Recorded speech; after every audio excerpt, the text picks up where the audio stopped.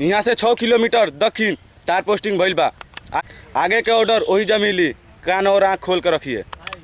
वहाँ के आतंकवादी बहुत खराब बाड़ा सन। कोई शक? तो सर। अच्छा सुनो, है खत ले जाके साहब के दे दियो। ओके सर, जय हिंद।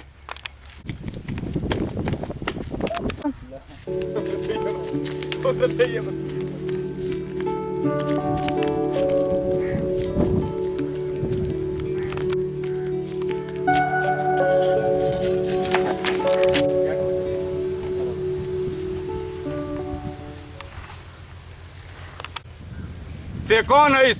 बताओ ना तो गोली मार देम तुरा के। गोली मत चलाइए सर, हम सिपाही तरुण चौहान हैं। यह तार सबसे बड़का गलती। ट्रेनिंग के समय में तरह का सिखावल गई रहे। कोनो भी हालात में हथियार हमारा अपने पास से दूर नहीं रहेंगे। ठीक बा, ते नीचे उतर।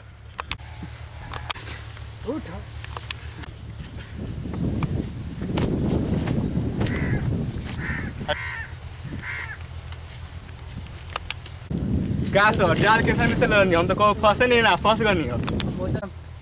ये तो हम सब बॉर्डर पर सिखले बानी दुश्मनों सन से। चलो अब के में हम तू खाना बनाओ। ठीक बा सर। हम सीधा सीधा कहते नहीं, तू हंसा तारी। खाना में आज चिकन तंदूरी और आलू के साथ काम चलाए के पड़ी। सर खाना हम बनाएं, लेकिन हमारे एक शर्त बा। तो शर्त नहीं था नहीं, और पसंद ना आई तो 11 दिन के खाना तोहरे खाए के पड़ी। साथी लोग ही देखलो हमार नया बंदा बा तरुण चौहान। लो सर, चिट्ठी आइल बा।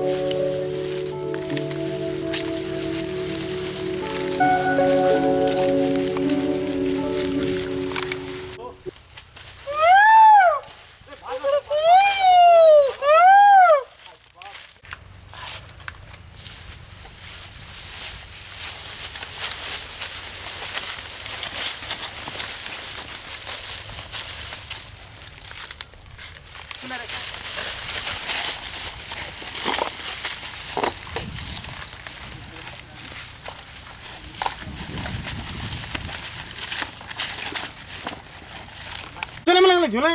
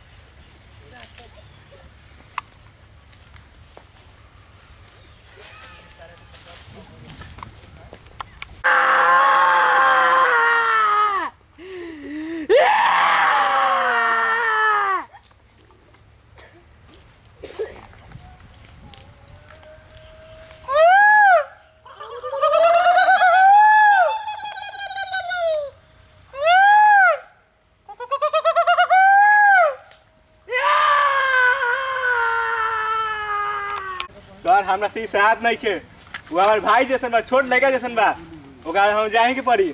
ई सब ओकनी के चाल ह। ना हमरा जाए पड़ी, इंजेक्शन दे में तो सर दर्द तो शांत हो जाई।